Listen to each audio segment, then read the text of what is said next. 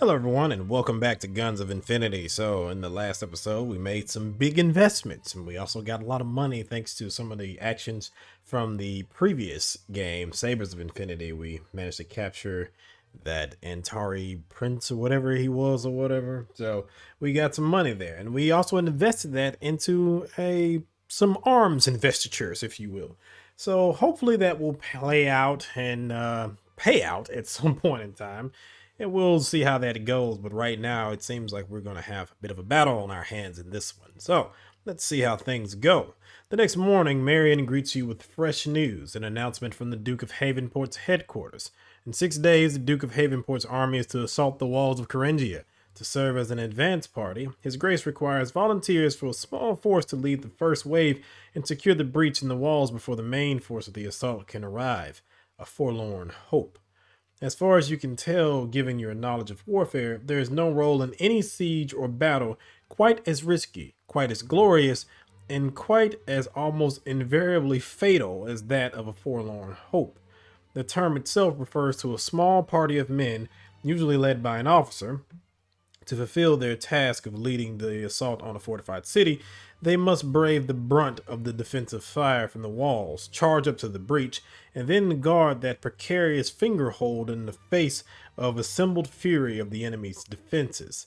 Though such a party would only have to hold their position for a few minutes at most, they would have to do so outnumbered and nearly surrounded, and they would face every cunning trap and obstacle the enemy could throw at them. The history of warfare is replete with tales of such parties, annihilated to the man.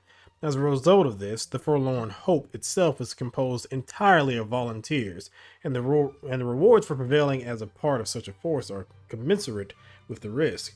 Havenport promises massive cash bonuses for each man, and better yet, a free promotion for the officer commanding. You cannot think of a greater reward. Not only would you be saved from paying for the cost of a promotion, but the normal seniority requirement would be waived as well. This, alongside the great harvest of glory, which would come with a successful action, would be more than enough to give your career a substantial boost if you survive. So, will you step forward, or would you prefer to assault the city with the main force alongside the rest of your regiment?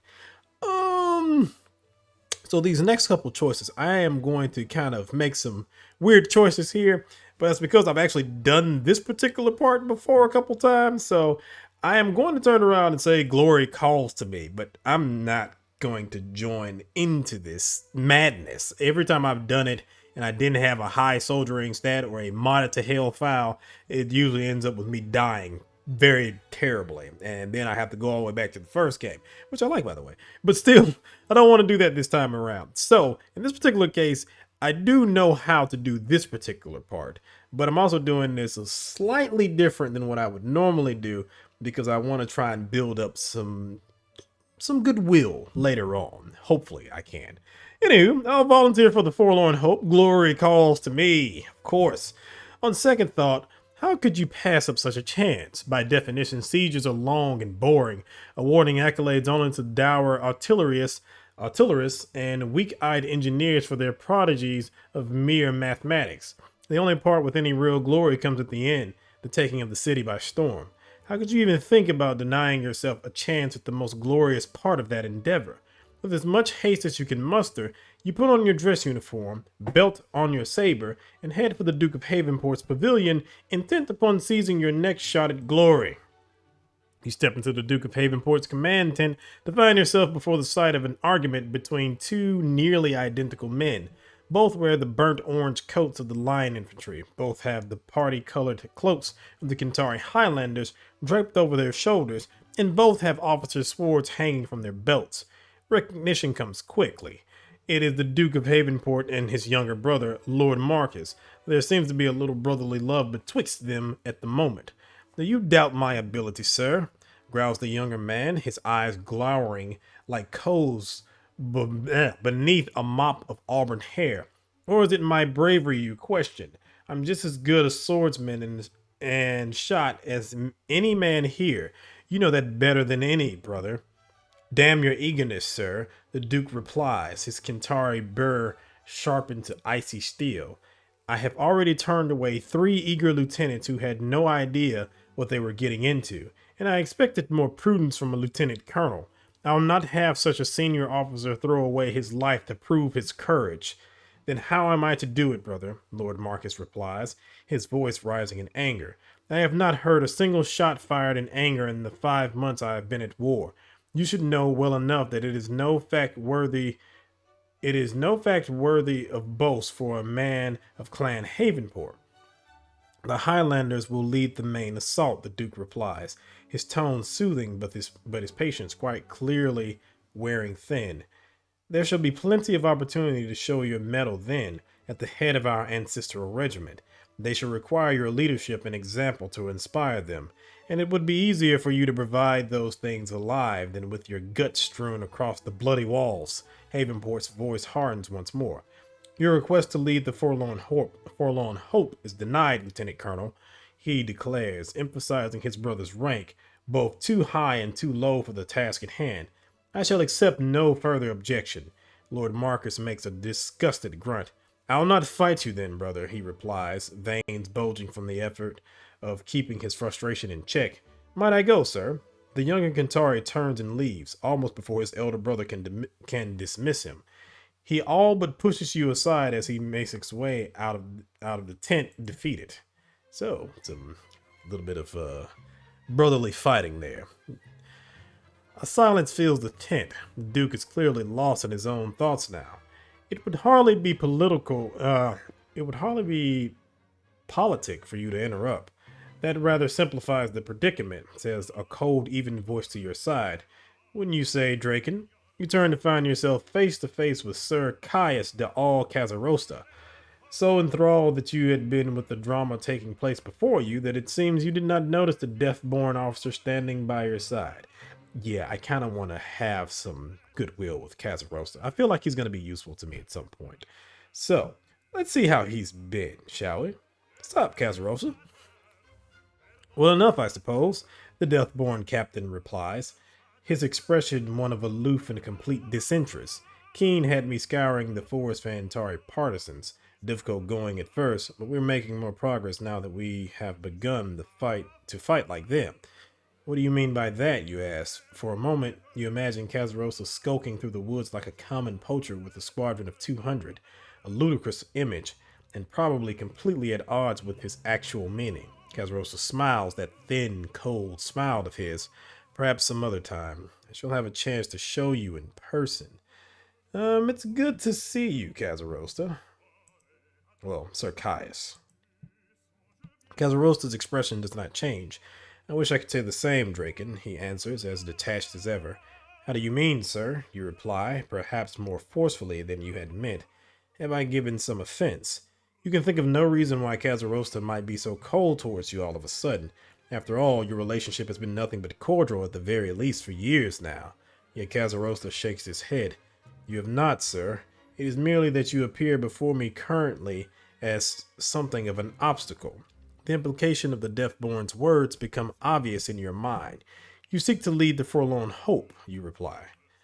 The other dragoon nods. Well, that makes some sense, doesn't it? After all, the Forlorn Hope can only have one commander, which means one of you must leave Havenport's headquarters disappointed. I'm afraid I must ask you for a personal favor, Draken, Casarosa finally says. I need you to withdraw your request to lead the Forlorn Hope. And this is the reason why I wanted to kind of go this route. And of course, I probably would die if I actually did it, because I'm sure my stats would lead me to a certain death.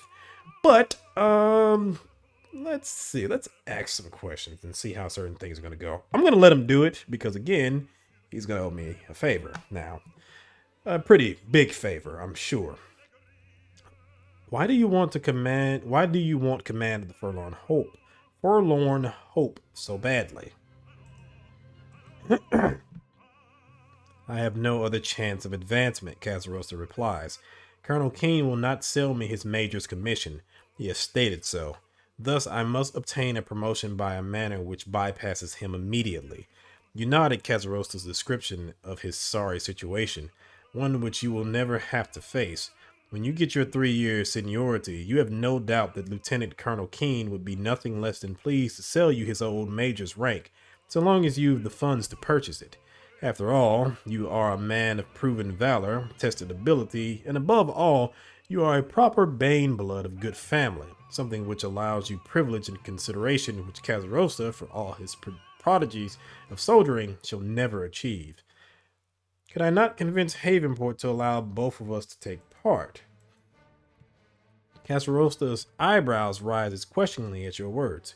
Could you? He asked in suspicion, in the suspicious tone of a man trying to humor an inept charlatan. You nod back with as much earnestness as you can muster.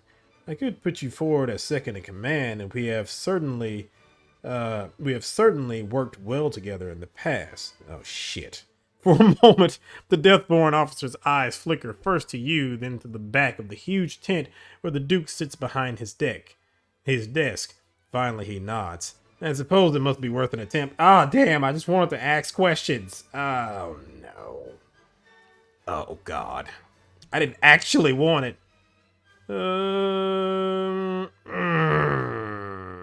Oh no. An interesting concept, I suppose, to have two officers of the same rank. Oh god. Well then, this is not what I wanted at all. Um, Give me just a second. I'm gonna have to go back and undo this because I kind of screwed up here. So, my intent was to actually let Casarosa do it and just let him. He's gonna owe me a favor at some point. I'm sure this will not turn out well because I'm probably going to get killed. So, yeah, I'm gonna be back in just a second. Let me undo this tragic mistake here. You know what? I changed my mind. I'm curious now. Let's see how this can turn out. Um, alrighty. Oh, shite. An interesting concept, I suppose, to have two officers of the same rank working as commander and deputy. The Duke of Havenport muses when you present the idea of allowing the Forlorn Hope to be led by joint command. If one officer is killed, then the remainder of the party is not left without experienced and ready leadership. You nod. It is not how you would have interpreted the advantages of the arrangement, but a captain would profit little in quibbling over such details with the likes of a general officer.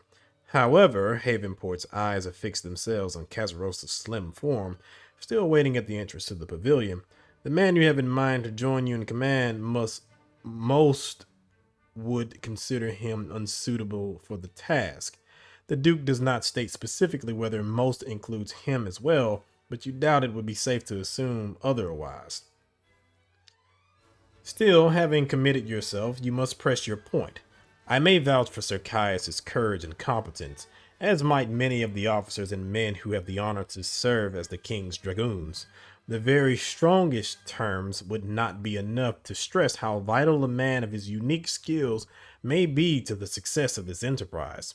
For a moment, the red-headed general purses his lips, expression contorted, sucking on his thoughts as if they were a wedge of lemon. Very well, he says, at long last.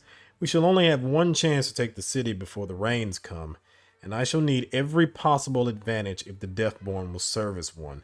Then I will allow it. And the rewards that you have promised if we are to be successful, they will go to both of us in equal measure. Havenport nods. Aye. There will be promotions to major awaiting you, should either of you survive. The Kentari nobleman shakes his head and breathes a deep sigh. I would not be so satisfied in thinking that you have done your friend a favor, Captain. 'Tis more likely that you have just signed his death warrant alongside your own. Havenport shakes his head again. I hope you know what the two of you are getting into, lad. You suppose you shall see soon enough. Ah, shit. The next few days are spent in the long, tense process of preparation. The entire army makes itself ready for the immense task which is before it. Bayonets and sabers are sharpened, muskets and pistols cleaned, oiled, and cleaned again. Throughout it all, the dull thunder of the siege gun continues, blasting open the breach in Kharangia's walls ever wider and serving as a constant reminder that very soon all the waiting and preparation will be put to the test in a single, cataclysmic crush of steel and flesh and fire within the confines of that all-important breach. Your own squadron is no different. Your men are readied for the task before them. Every one of them, from your lieutenants to the lowliest common dragoon, is honed to an edge for the bloody, messy work which must be done to take Kharangia for his Tierran Majesty. You, however, are not among them. No, instead you spend those days assembling volunteers from the most able and trusted of your dragoons, the chosen few whom you will take with you into the Forlorn Hope. Finally, the morning of the assault arrives. It begins the same way every other morning has during your 3 months within the field work of the siege camp. There's Marion with a cup of hot water and your razor. Here comes breakfast, bacon and coffee, and for once the very pleasant delicacy of a fresh egg, fried with black pepper and a little salt. Then you must diverge from the routine which you have almost become accustomed to, for the assault is to begin at 10 o'clock, to be led by you and your small party of volunteers. So you finish your breakfast and say your goodbyes to the men who will not be coming with you, to Finley, who will lead the squadron in your absence, and to Lanzarote, who remains behind as a veteran hand to help steady the squadron's untested interim commander. Your farewells have the subtle note of finality to them. Not because many of your men might die as part of the main force in the upcoming assault, though that is always a likelihood. No, it is because when you return, it shall be as a hero to receive his promotion, or a corpse on his way to the pyre, in triumph or in ashes, in glory or in death. Ah, boy, here we go. All right, chapter 5, in which Kharangia falls. You gathered your volunteers together at 8:30. More than a few had come forward in response to your call for volunteers, certainly enough to form a sizable group of fighting men. Kazarosta had appeared 5 minutes later.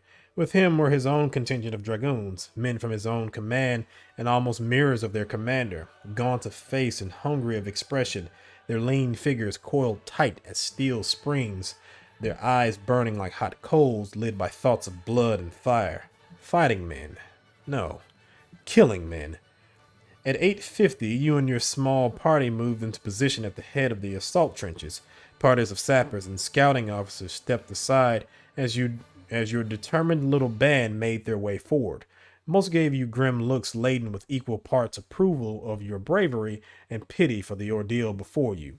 Other men, the more optimistic ones, gave cheers of encouragement, thinking only of the glory which you are likely to win on this day, not the suffering which you must likely endure in order to achieve it. At 9:50, the bombardment finally stopped. For the first time in a month and a half, the army's siege guns lay silent in broad daylight. Slowly, the shroud of pulverized rock and dust began to blow away in the limp early autumn breeze, revealing the gaping wound in Kharangia's walls. The solid stone face shattered, the rubble core which filled up the bulk of the wall spilling out like guts from an open wound. Over the lip of the stone and into the ditch dug between the wall itself and the edge of the glacis. Your men waited as the echoes of the mighty guns faded away and the dust clouds unraveled and thinned until they were indistinguishable from the overcast sky. The assault was to begin at 10 o'clock, close enough behind the heels of the bombardment to give the enemy scant time to assemble their defenses. At 10 o'clock, a bugle was supposed to sound, ordering your men forward as the spearhead of Havenport's grand assault. It is now 11:30. So my moment of glory shall be delayed a few hours. What of it? You are not overly worried. After all, it is not as if the assault can be called off, not unless Havenport wishes to throw the king's entire grand strategy into disorder. Look down at yourself, checking your weapons once again, your saber, your pistol, and the mighty rune gun that you won in a skirmish against the Antari years ago. You look over your other equipment as well, hoping that my decision to wear my armor and Bane rune sword was the right one. My decision not to wear my armor and knightly sword was the right one. I'm not going to wear my armor. Yes, I know it can protect me, and it probably would help. At the same time, I'm not a good fighter, and the last thing I need is some big ass armor that's just like, hey, come fight me. So, like, no, I'm not going to do that this time around. I am probably going to die. Every time I have made this decision, I have died. So, let's see how this goes. In the end, you decided against it. Making yourself blatantly obvious as the leader of a forlorn hope would have been tantamount to suicide. Your armor would have drawn the fire of every defender, and your chances of surviving the day, even with the added protection of knightly harness, would have been even slimmer. No, today you go into battle armored only by the fact that from a distance you look little different than the other men of your regiment. Still, the bugle does not sound. It's almost a quarter to noon now. Behind you, the trenches bubble with men in the burnt orange and party-colored cloaks of Kentari Highlanders. Waiting for the signal to follow your small party into the breach, they have been waiting almost as long as you, and still the signal does not come. At least you've not spent this time idle. You've made yourself busy. I kept the men in high spirits. I reordered my men to make the best use of their personal skills. I found the safest approach to the breach. What can I do but wait? I think I can do more than that. I think I will turn around and do the safest approach. Because I do have some intellect. I would assume that I wouldn't fail that type of check, but then again, that could turn out bad too. And what are the stats of my men? So their morale is still really high. I don't think I need to raise it much higher than that. I think it'll be fine. Let me see if I can find the safest approach to the breach. Maybe I'm smart enough for that. You spent long minutes staring at Kharangia's defenses through your field glass, trying to find some way, any way with which you might get your small group of men to the breach without exposing them to the full force of the murderous fire which is sure to greet you. Had the city's defenses been the old-fashioned curtain walls with which many Antari cities still had, the approach would have been easy, but instead some lord of Kharangia in the past 2 or 3 centuries had possessed the presence of mind to replace the old defenses with formidable modern fortifications, arranged in angles and overlapping points like the rays of an artificial star. Such defenses make an approach a nightmare. Your party would have to climb up the gently sloping glacis, then navigate a ditch 50 paces wide before finally getting to the breach, and you would have to do it all whilst under fire from 2 immense stone bastions, one to each side of the opening in the walls, and no doubt filled with Antari musketeers. Unless... Campos, you called out, picking out one of your old veterans, Lieutenant Blaylock's troop sergeant, the senior NCO in the party. Sir, the sergeant replied as he stepped forward, his expression expectant. Need something?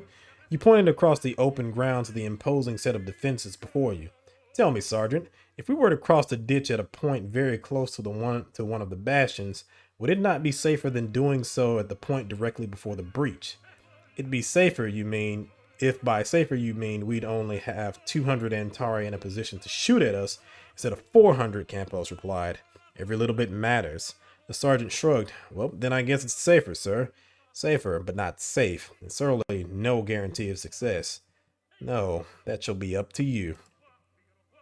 A distant sound shakes you out of your thoughts. 2 long drawn-out peals of brassy music, then those same 2 notes repeated in rapid succession. Once, twice, 3 times. There it is, the call to battle. You draw your saber and hold it over your head, letting the bright steel catch in the cloud-shrouded sun. Forlorn hope. Forward. With an anxious haste, you and your small group of men clamber over the tops of assault trenches. Within seconds, the distant parapets of Kharangia's walls blossom in a sheet of white smoke. The balloted crack of distant musketry fill your ears, joined by the shining of lead bullets flying through the air around you, and the hollow smack of those same bullets kicking up craters in the open ground. Not one Antari ball strikes home, and you thank the saints for the foolishness of your enemies. At 300 paces, a man firing a smoothbore musket would have almost no chance at all of hitting another man. At such a range, the Antari would be better off hurling live chickens at your gray-green clad vanguard. The next volley will come when you are much closer, for unless your foe is entirely unschooled in the process of reloading, you will not have time to reach Kharangia's walls before the Antari are ready to fire again. Indeed, the enemy manages to fire again when you are just 50 paces short of the ditch. Their second volley is more ragged than the first, but at a little more than a third of the range, it is far more effective. 4 of your men fall, but not all of them are dead. One man thrashes as he hits the ground, crumpling slowly. Holding himself up with the fleeting strength in his arms, they scream as they fall, and some do not stop screaming even after they hit the ground. Some of your men turn to you, their expressions questioning, uncertain, fearful. If you leave your wounded out in the open, they will very likely die. But can you really spare the men to carry them back to safety? No, we cannot. We must leave the wounded and press onward. Or there must be some other way. Surely my intellect can come up with something. You cannot order your men to leave their fellows behind, but perhaps you can find a way to minimize the number of men you would need to spare to carry the wounded back.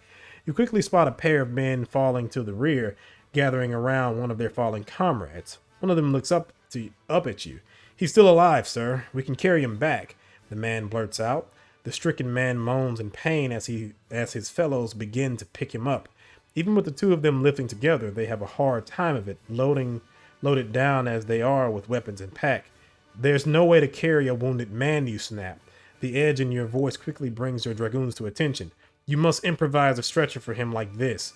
You grab their carbines and then you arrange them as they were the poles of a stretcher, their straps woven together to form the bed. Now he may be carried by 2 men.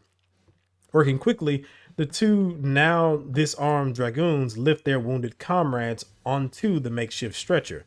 I must continue the advance, you say as the 2 men lift up the 3rd in your makeshift stretcher. Will you stay behind to carry back the other wounded? The 2 able men turn to you, their faces lit with gratitude. Yes, sir, that we will, sir.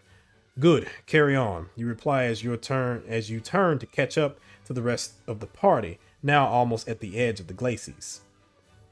The glacis looks deceptively benign as you and your men approach it, a shallow, gently sloped surface of stone rising up to the edge of the fortification's ditch. The angle of its slope, designed more for deflecting cannonballs than repulsing infantry, is certainly no real obstacle. Still, you have a premonition of great danger in the back of your head as you lead your men forward. You are perhaps 15 paces away from the foot of the slope when your premonition solidifies into a gentle but insistent tugging on the edges of your mind. You focus upon the stone surface in front of you. Then you see it. The faint traces of blue, the rippling tinges of color in the corner of your mind's eye, the seals of red wax set into cleverly concealed recesses in the stone surface. The entire glacis is riddled with banefire traps. The second your men set foot on the stone surface, they will be incinerated by a triggered burst of eldritch flame. You must call your men to a halt. Only Banebloods can see the flickering lines of pale fire that trace across the stone. To Baneless like your enlisted men or Deathborn like Kazarosa, the glacis before you must appear perfectly safe. You suppose you must lead them through the thin lanes of safety between the Bane patterns, being the only one capable of seeing the perils. Yet such a course of action would almost certainly single you out as the greatest target as you picked your way across the exposed glacis. Perhaps you could think of some other way. I think every time I've done this too, one of the main reasons why I died was because I think you had to have on armor in this particular case to make it through this. Let's see. I discreetly hang back and let one of my men run ahead and trigger the trap. I don't need to lose men. I don't need to lead this because I don't have on armor and I would get shot to hell. I don't want to get Kazarosa killed. I'm going to try to disarm the trap, but I don't think this is going to work either. Dragoons, hold your positions. You take a deep breath to steel yourself as your men come to stop behind you. If merely guiding your men through the trap glacis were considered an act of courage, then trying to disarm the trap alone whilst exposed to fire from all sides would be better described as insanity. Oh crap. Still, such a course of action would not only clear the way for your men, but also for the rest of the army behind you. It is the best way forward. You scramble forward onto the smooth stone, your sword in one hand. You rush to the nearest bane seal, a disc of red wax stamped with runes and no bigger than a tea saucer. The seal itself is set deep into the stone so that its surface is almost flush with glacis. You begin to probe at the gap between stone and wax with the blade of your saber. Little by little, you are able to force the thin steel of your blade into the crevice. You almost have it. You're just able to. Then comes the sharp crackle of musketry. White hot pain racks your body. It takes all of your mental fortitude to keep your hand closed around your sword as you feel one heavy lead musket ball slam into your shoulder and another into your side. Perhaps you might be considered lucky that none of the Antari bullets had struck your head. Then again, you certainly do not feel lucky, not as the blood begins to soak through your tunic and drip crimson runnels into the pale stone. You fight through the pain, beating back the waves of agony with a single-minded will. With a singular movement, you finally wrench the damned bane seal free. The light tracing themselves across the stone surface fade away. The tugging at the edges of your mind unravel. You raise the extracted seal high so that all might see, then discard it as if it were a piece of rubbish. With a mighty cheer, your men rush forward, and you once again advance at their head, bleeding but still alive as you cross over the cleared glacis and into the ditch beyond. Oh boy, this isn't good. What's my health like? Because I think you have a health bar, right? Oh, it's at 35. That's great. The ditch itself is blessedly shallow. You suppose it would have been twice as deep as a man was tall when it was originally dug, but now it is perhaps no more than 2/3 that, the bottom having been filled with who knows how many years worth of rubbish and sewage. In any case, the bottom makes for a soft landing, compensation enough for the foul smell and the rotting dark sludge now oozing on into your boots. The dull crack of a musket shot rings out from the wall just moments after you land. Two more soon follow in rapid succession. It seems that the Antari are abandoning any attempt at volley fire now. The enemy's fire picks up intensity, if not accuracy. Still, with musket ball buzzing all around you, some cannot help but hit their targets. Your men begin to fall as they jump down into the ditch from the lip of the glacis. As soon as the last of your men make it down, you begin to move forward, wading through the marshy, knee-deep muck, carbines and pistols held high to avoid the vicious, inky material that pools around your high boots with every step. Directly before you sits one of the imposing angular bastions which flank one side of the breach. It is a terrifying sight fit to make even the biggest man feel tiny, and it is filled to the brim with Antari defenders. Yet at that moment, you could not be safer from it. Your men are crossing the ditch at its blind spot. It falls on the defenders in the adjacent bastion to fire upon your men, and they might only do so at extreme range. Still, what the Antari cannot achieve with accuracy, they attempt to manage with sheer volume. Musket balls pit the black sludge around you, sending up sprays of foul, rotting ooze. Only a few strike home. A shot strikes one of your men in the head, killing him instantly. Another falls into the muck with a splash, his spine shot through. The muck quickly pulls him under, his screaming voice imploring his dead limbs to move until the foul fluid fills his mouth and nostrils, and his body is swallowed up, never to be seen again. It takes the barest glance around you to realize just what fearful losses the Antari have inflicted upon your men. Still, you have at least 24 dragoons on their feet and ready for action, and only the breach itself lies before you now. Your men and the breach. Nothing else matters now. As far as your immediate concerns go, nothing else exists. The main body of Havenport's army is far behind you, the city which they are marching to take far beyond. As far as you're concerned, they might as well be in Takar or Kien. There's only the dull shape of the breach rising out of the powder smoke before you, the small group of men with which you must take that breach, and the enemy fire which rains down from every direction. It is a pocket miniature of darkness and death, and the only way out is forward.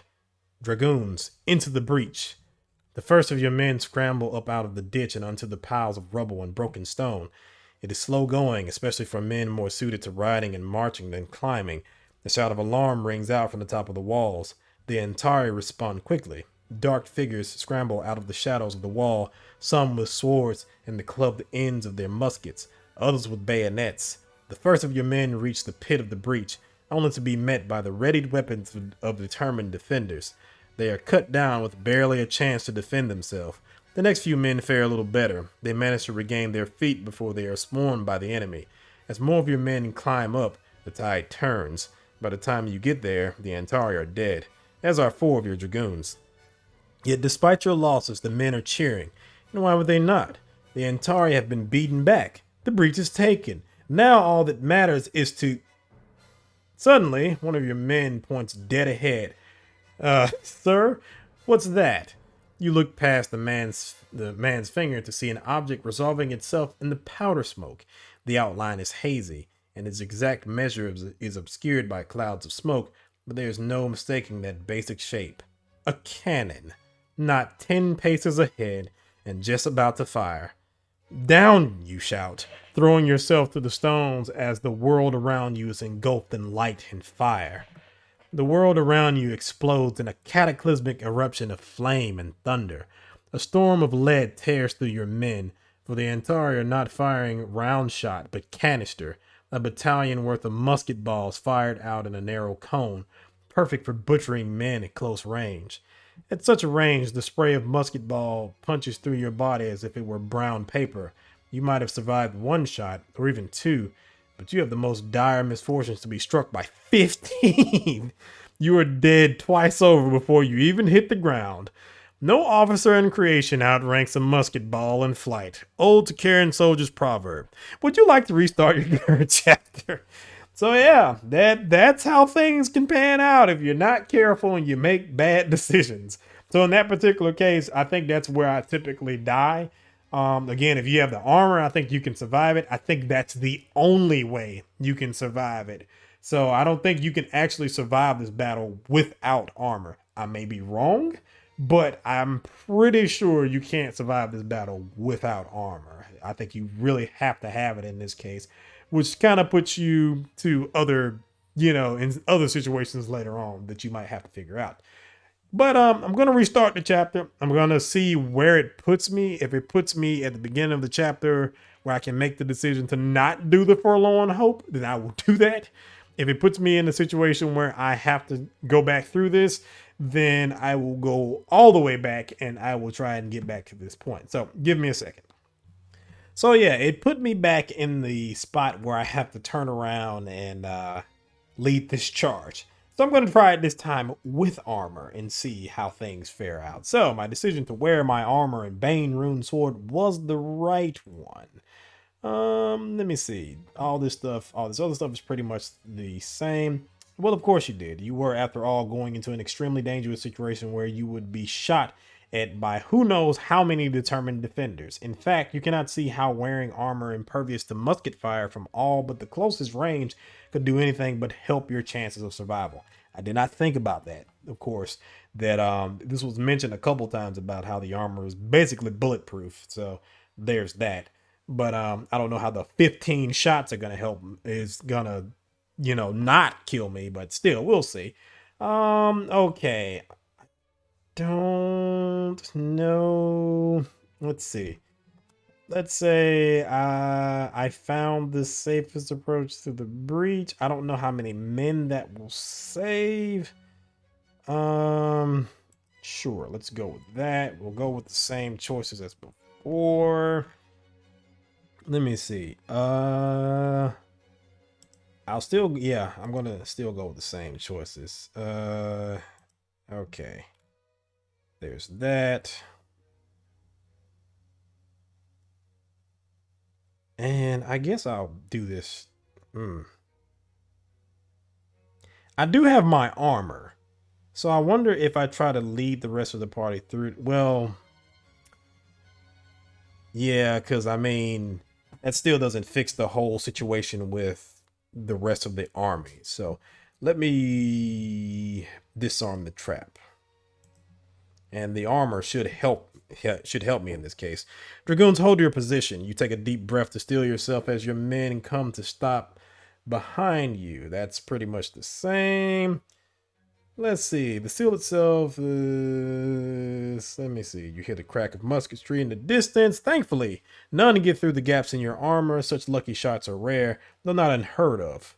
And did I actually get hurt at all? I'm at a 75, so definitely much better. All right. Okay, the ditch itself is quite shallow, perhaps only 1.5 times. Yep, that's the same. Right, that's the same. And let's see how this turns out this time. Suddenly, one of your men points dead ahead. Sir, what's that? You look past the man's finger to see an object resolving itself in the powder smoke.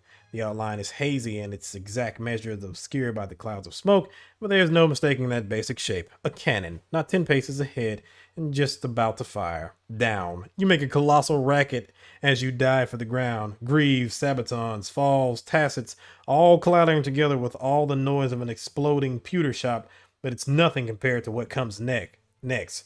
The world around you explodes in a cataclysmic eruption of flame and thunder.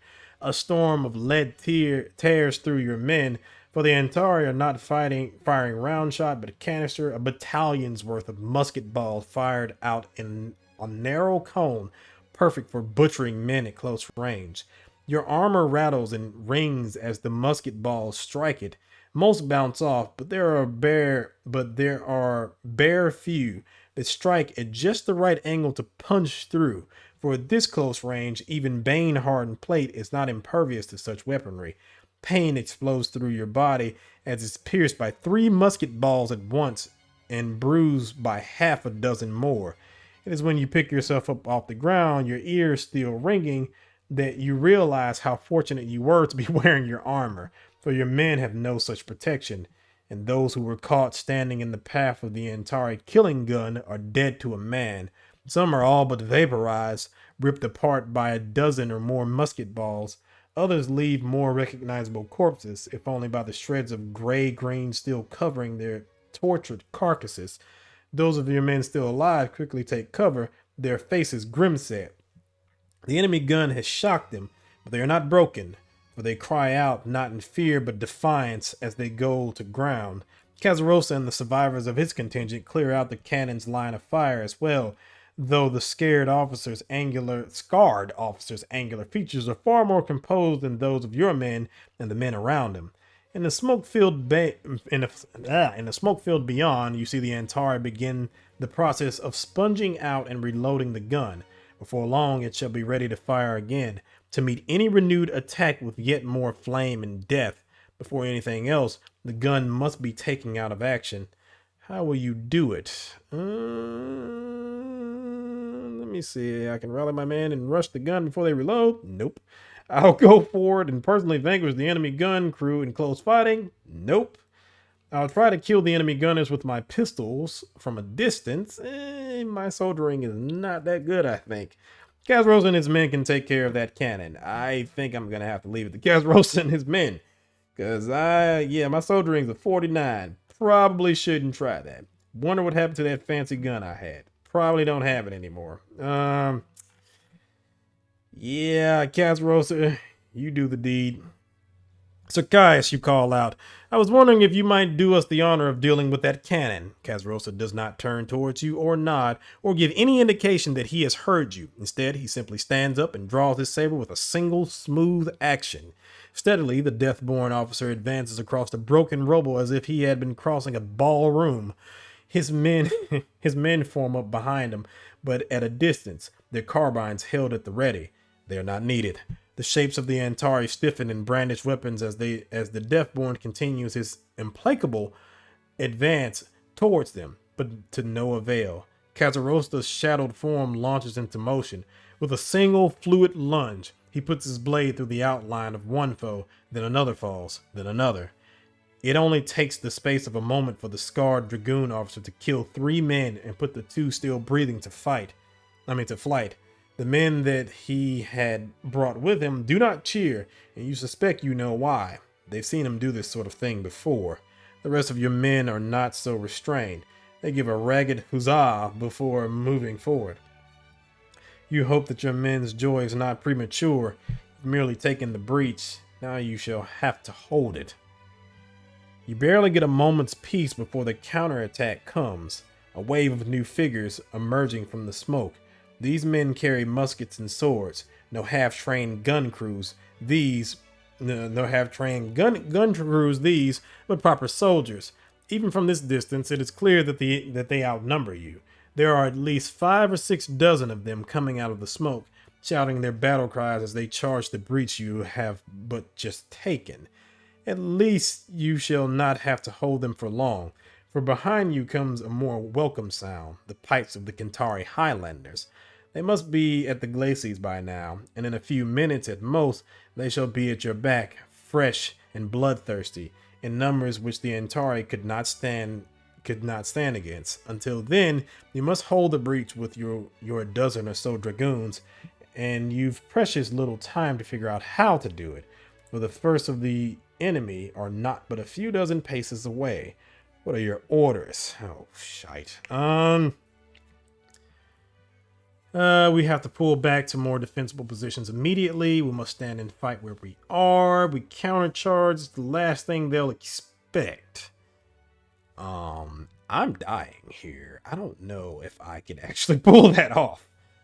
Yeah, because I mean, I'm at a 40 health right now, and my skills are not the greatest when it comes to soldiering and stuff like that. So this might not be the best thing to do. Yeah, I think I'm going to try and move to a more defensible position. Let's try that. Dragoons, you shout, fall back and take cover. There's no other way. Your current positions leave your men overextended and scattered, so they must fall back to better positions if any of you are to survive. You have not retreated more than 3 steps when a distinctive shape catches your eye. The cannon. The damn thing has already cost your men dear. You cannot allow the Antari to reclaim it and inflict yet more losses. The gun must be disabled. Thankfully, your knightly arms make it a simple enough task. You raise the blazing blade of your longsword over the cannon like headsman with his axe. Like a headsman with his axe. A single downward swing is enough to chop halfway through the iron barrel. Your job done, you make an expeditious retreat, for the Antari are at your heels. The enemy quickly retake the gun, but you know that they will find it of a little use now. It is a small blessing, but you will need every one you can get, for the Antari counterattack is at hand, and you've run out of places to retreat to. Now you must stand and fight. You know there cannot be more than 70 or 80 of them, but to your eyes, the mass of armed men piling into your beleaguered dragoons seem beyond number. Though your dragoons fight on with the ferocity of desperate cornered beasts, though your arms grow weary into numbness as you parry and thrust and slash, there's always 2 more rushing to replace a fallen foe. One by one, your men begin to fall, brought low by sheer numbers. Your thin gray-green line becomes a contracting knot. Your breathing grows ragged. Your vision begins to blur. The enemy blends into a shapeless mass of snarling faces and whirling blades. You must rest. You must recover, but there's nowhere to go, nowhere to run. You are not even given a minute of peace before the enemy rushes you again. They come out of the choking powder smoke, a tide of steel and rage. They seem all but unstoppable. Then they falter, stop, and begin to fall back. For a moment, you can do nothing but stare as the enemy who had outnumbered you so greatly begin to retreat. Platoon, fire! Then you understand. For behind you, 2 dozen guns rattle off a deadly staccato, not the sharp cracks of carbines, but the heavier thunder of muskets. The front rank of the Antari fall, the rest begin to run, and you turn your head to behold a most welcome sight. Men in the burnt orange of the Tierran line infantry, muskets in hand and draped in the party-colored cloaks of the Kentari Highlanders. There are more than 50 of them now, fresh and straight-limbed. More clamor over the lip of the breach with every second. Long infantry muskets and bright, broad-bladed swords clenched in their hands. Major Neil, Highlanders at your service, greets the red-faced officer at the newly arrived vanguard of the main assault force. Captain Draken, dragoons at yours, you reply wearily. My thanks for clearing the glacis for us, he continues, extending his hand. Saved us nay amount of trouble. You barely have the strength to shake it. Pleasantries dealt with, the Kentari officers quickly turn back to his own men. He twirls his basket hilted broadsword over his head with an energy which you can only envy. Highlanders, at my heels. 'Tis time for murder. In any other regiment, such an exertion would have been considered barbaric. However, the Highlanders have no trouble echoing their officer's shout with the greatest enthusiasm. Murder, they cry, bright swords a-glancing as they charge off into the smoke. I've taken the forlorn hope. Hallelujah. You strain to stay on your feet. The days you go away. You strain to stay on your feet. The day's exertions have left you with precious little strength left, yet you and the survivors of your force must keep the breach secure. Ahead, you hear the shrieks of battle and the crackle of musketry, the ringing of steel upon steel, and the bright clear skirl of the pipes as the Highlanders press their attacks, driving beyond the breach in the walls and deep into the city itself. Not 10 paces in front of you, Kazrosa leans against a stone on the opposite side of the breach. He presents a fearful sight, exhausted as you are, his tunic torn, his left arm slashed open, his entire form coated with a filthy grime made of blood, sweat, and powder, the residue of hard battle. He is a major now, just as you are, or will be, for not even the stigma of death-born bastardry can rob an officer of a promotion won from leading a forlorn hope. The death-born officer meets your gaze and favors you with a slight nod. Is it a gesture of gratitude? Perhaps it is merely acknowledgement of the simple fact that the two of you have somehow both managed to survive. The afternoon seems to run by you in fits and starts as the hours pass. Your exhausted body stands automaton-like, your eyes too tired to offer you anything but hazy tableaus set to the thunder of guns and the last moans of dying men. At some point, you realize that it is no longer cloaked Highlanders pouring through the breach, but men in gray-green, your own dragoons. For a brief, hazy moment, you think you see Finley with Lansrell by his side, leading your squadron into the fray, but your eyes refuse to focus, and you cannot know for sure if it is fact or mere delusion. Then behind them, more men in the burnt orange of the line infantry, an unending stream of them, press into the fight until finally, in the distance, the sound of fighting stops, and the sound of cheering and of looting, a furious army despoiling a supine city begin. Finally, you have no more strength left, not even to stand. You slump to the ground as the smoke of powder is joined by the smoke of burning houses, as the moans of the nearby dying are joined by the screams of distant human suffering. The sky rumbles with a sound far too loud to be cannon. Cold, wet pinpricks land upon your face, the first drops of the long-awaited autumn rains here at last. It matters little. The rains have come too late. Kharangia is fallen. And with that thought in your mind, you fall into a deep, exhausted sleep.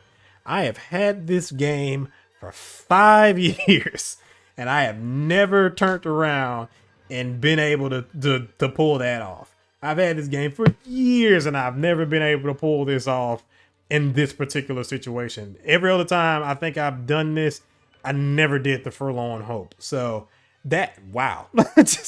I'm surprised. I'm surprised that actually worked. And I'm surprised you can actually get through it. But there you go. I mean, we survived it. Now, having said that, while I am awashed in glory and everything like that, that's not the way I wanted this to pan out, as was famously, mentioned earlier in this particular episode. So I will go back, and in the next episode, we will take the other side of this battle. Had we had not turned around and gotten into this forlorn hope, and we will see the other side which I wanted to go ahead and do, which is letting Kazrosa lead this, letting him be awash with glory, letting him have the moment. But I'm going to have to make him an offer he can't refuse at some point in time. And I will call in that favor at some point.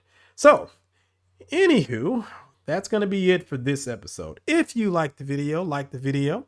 If you want to see more content like this, subscribe. I have a lot of things on the channel right now, and I'm going to have a lot more things in the future. It's been mentioned a couple times if I would actually play more games like this. Again, I have no problem with it. If there's interest on the channel for more games like this, there are so many choice of games that I have. I could play the Hero Rise trilogy. I could turn around and play Fallen Hero. I could turn around and play some betas that I've actually really liked. There was one beta that I really liked for a game. I think the developer decided not to do it in the end. It was called United We Stand, but I really liked that game because you could play as essentially like you played in the Republic or Kingdom of Moravia, but you played as either a member of the socialists, I can't remember their name. Well, they were just the socialists, or you could play as a fascist.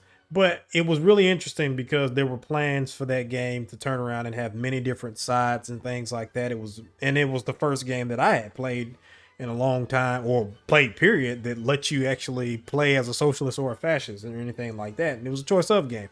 Had a lot of good story elements in it, a lot of good lore in it.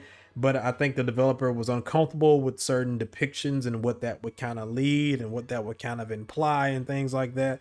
And it's understandable, it really is. But, again, it broke my heart, it really did. But it's still a great game that others should experience. So there's that. There's the Choice of Vampire series. There's the Zombie Exodus series. Again, I think Zombie Exodus was actually the first Choice of game that I actually downloaded or whatnot. There's the Wayhaven Chronicles. There are just so many games that I could definitely play, and I have no problem with playing these. These are really easy to actually record because the only thing I'm doing is just reading. I don't have to worry about, my screen taking a shit and trying to do certain things, because that happened here recently. I tried to play Game Deck. For those that kind of follow the channel, I had mentioned something about Game Deck once before, but the beta came out recently publicly. Just a little demo, just a little short demo. I was going to record it and post it on the channel, and my laptop would not cooperate with this at all. I could not get it to work. I couldn't get the recording software to work. I use OBS. I use Bandicam. It still didn't work. So I just said to hell with it. But yeah, I don't have to really worry about anything strenuous in these particular cases. It's just easy. I can just sit down and do it. So again, if there's enough response for these type of games and these type of videos, I am more than capable of doing them, and I have no problem with it. But again, it is up to you, the viewers, to view the videos and to, spread the word. If you know anybody that might want to see something like this, or you might want to let the developers know about these games, I'm definitely down for playing them. So there's a lot of them I have on my phone that I'm now having to go back through and rebuy again on Steam, which again, I don't have a problem with at all. But yeah, I don't mind playing these games at all, in the least little bit. But yeah, if you have any questions, comments, concerns, leave it in the comment section. Again, these messages come to my phone, so I do get them at some point in time. Now, whether or not I respond to them right then and there or later on, that kind of depends. It depends on what I'm doing at the moment, but I will respond if I can respond. So there's that. But yeah, in the next video, we will go back and look at the other side of this and play what happens if you don't go through the Forlorn Hope. But I'm kind of liking this. I think what I'll do in the end is I'll end up playing the other side of this, because I think this video shall come out on Thursday. So the next video, which will be the opposite playthrough, will come out on Friday. Then I'll put a poll up, and then over the weekend you can go ahead and decide whether or not you want to see the Forlorn Hope being successful playthrough, or whether or not you would like to see what happens if I take a different route and I don't lead the Forlorn Hope and I don't get involved in some things, and you will see how it plays out. So I think that'll be the best way to handle that. Let you, the viewers, decide. So anywho, thank you for watching, and I will see you in the next one. See ya.